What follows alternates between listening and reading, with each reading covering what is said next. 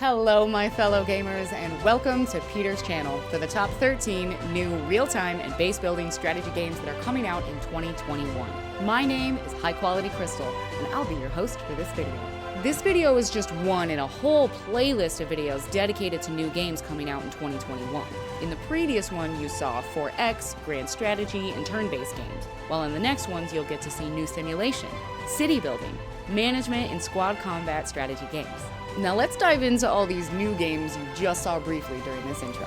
The first game on our list is being developed by a single lone developer, but looking at the trailer footage, the whole gaming community has a hard time believing this, as the game is just wow. Manor Lords is a medieval strategy game in which the developer behind the name Slavic Magic plans to combine deep, organic, and realistic city building with large-scale, real-time tactical battles. The city building part is to be gridless, with only snapping tools to make the planning more comfortable, while the placement and rotation of buildings will be totally up to the player. The game world is divided into regions, where the player and the AI will each build up their medieval towns and villages and wage war on each other. Multiplayer will not be a part of the initial release, but it might be added later. The gameplay will span from plowing fields with oxen and growing your own food and tradable goods, to trampling it all down with large formations of knights in heavy armor, squads of archers, and charging cavalrymen. Any walls and fortifications made will also be knocked down by siege engines and even gunpowder units. And speaking of gunpowder, if you're a fan of more modern forms of warfare and heavy metal cavalry battalions, then the developers at Bird's Eye Games have you covered, with Regiments, a real-time war game set in Europe at the height of the Cold War, which went hot in this fictional scenario.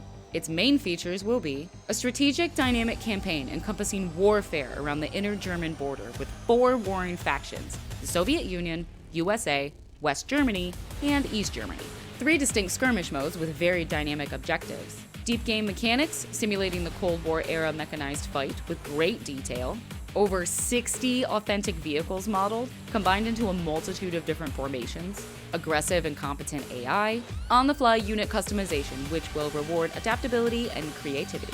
The battlefield will be in the plains, forests, and tight confines of urban areas of Germany, where tactics will change depending on your regiment's composition, terrain, and the opposing forces. The platoon command system will let you orchestrate battles with unprecedented precision and ease. No need to micromanage every infantryman. You're a commanding officer, not a sergeant. You will feel that way in this game. Now let's fast forward into the future with Starship Troopers, Terran Command. It's based on the movie franchise, which might be very cringy, but it doesn't lack for good lore and gore to base a fantastic game on. It's being developed by the Aristocrats and will be published by Slitherine Ltd. In this game, you'll take command of the mobile infantry and stand firm in the face of the arachnid threat which spans the entire galaxy. Gameplay will be focused on a single planet, with the storyline and missions developing along with player choices.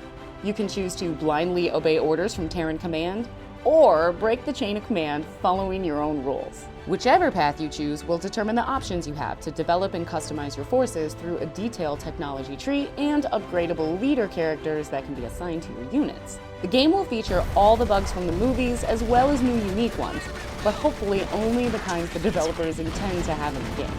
Terran Command was originally planned for a 2020 release date, but it has since been pushed back. So while we wait, we can watch the movies and get familiar with the lore and settings. Just be warned, it's best watched on an empty stomach. After this game, I think we should make a change of scenery and look at a few games which are more colorful and cheerful. Peter originally planned that we showcase the next Settlers game, but since it's been delayed indefinitely, we found some alternatives you might like. First up, Becastled, a small-scale kingdom-building game with real-time siege battles. It's being developed by Mana Potion Studios and set in their own fantasy world in which the forces of light and darkness are in a constant nightly conflict. Naturally, you as the player stand for the light, and you will create entire little medieval communities which you'll have to protect from the dark aggressors. Each game starts with just the main keep and 1 map cell, and from there the player enlarges his kingdom in search of resources like wood, stone, gold, and food. These resources you spend on constructing new buildings, first to expand your economy, and then to create your army. This army is necessary to defend your fledgling kingdom, as each night it will be raided by the enemy. At first, these are nothing more than scouts and probing attacks, but as your kingdom grows, so do these night attacks increase in severity, and at one point turn into full-blown siege battles. This is why the player must build entire wood palisades complete with defensive towers, battlements for archers, and defensive trebuchets. And if you've enjoyed this gameplay, then you will love this next game. Diplomacy is not an option is also set in medieval times, but spiced up with even more monsters and magic than the previous one. It's also going to feature a much grander town, many more enemies to defend against, and a realistic look and feel of medieval war machinery. All shots fired will have their missiles fly by an arc trajectory. Arrows will not be able to reduce stone walls' HP and will simply bounce off of them. Archers on the towers will have blind spots, and gates will be natural choke points, a problem for both the defenders and the attackers. Even the surrounding nature will be weaponizable if the player discovers the right tools to use on it. The economy will require good planning to build up and management skills to keep it running long enough for you to finish the mission objectives. But you'll also have to keep your population in check and feeling happy, or they'll become the seeds of your downfall. An unhappy farmer here, an exhausted lumberjack there, and then all they need is a couple of pitchforks and a few torches to get a riot started, and somehow it all leads to an invasion wave of 10,000 zombies. After that, even triple layers of stone walls don't look like overkill. I know that both of these games reminded you of the Stronghold franchise, and I'll get to Stronghold Warlords in a minute or two, but first, let me remind you to hit that like button below, tell me what was your favorite RTS of 2020, and which strategy game are you looking forward the most to in 2021. So to change the setting and the time frame for a moment, let us go to the future once more and jump straight into something that could help us pass the time until Homeworld 3, Dust Fleet.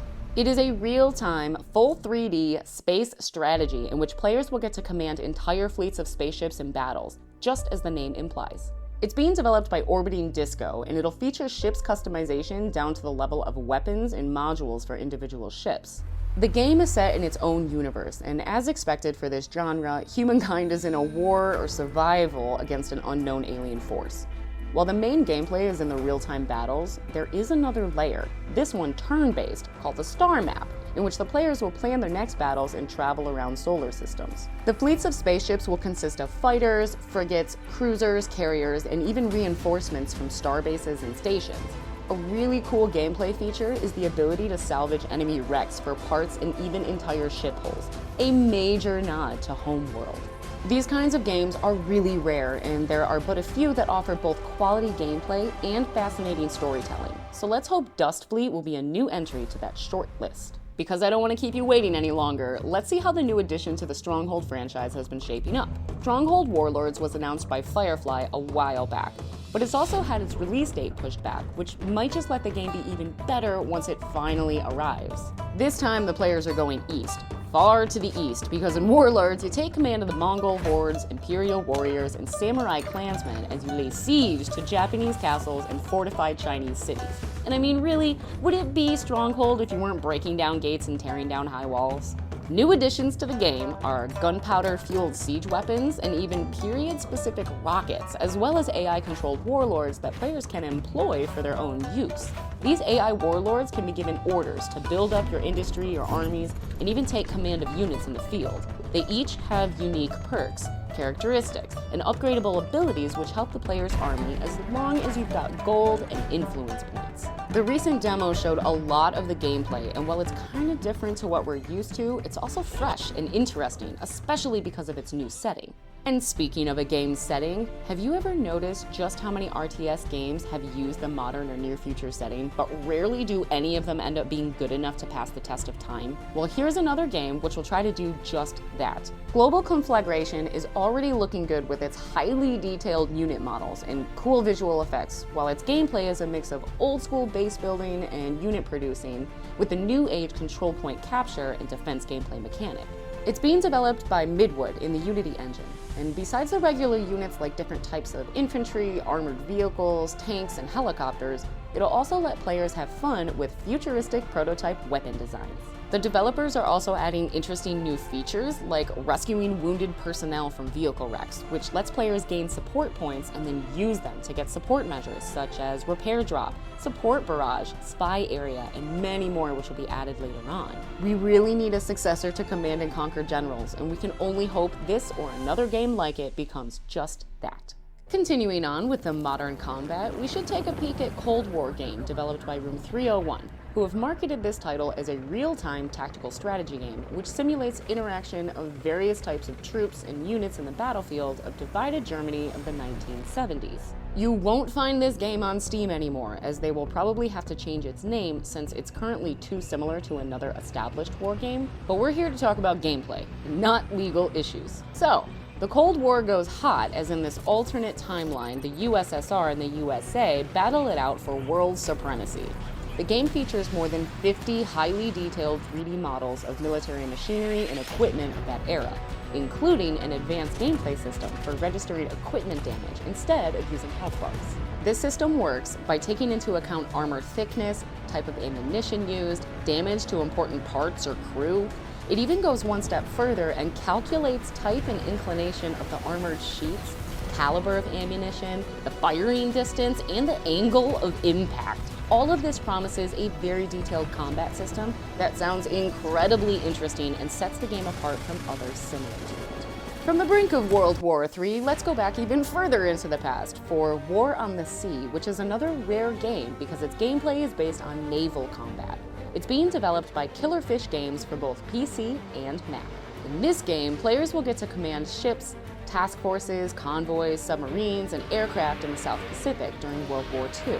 The setting is the conflict between Allied forces, primarily the US Navy and the Japanese Empire and its Navy in 1942, at and around the Solomon Islands. Developers have described the game's major features to be real-time naval combat, over 50 classes of playable ships, dynamic campaign, only tactical control of aircraft as this is not a flight simulator, and historical missions based on actual naval engagements. The players will be able to manually fight fires, counter-flood compartments, repair ships, and sink ships using realistic buoyancy physics.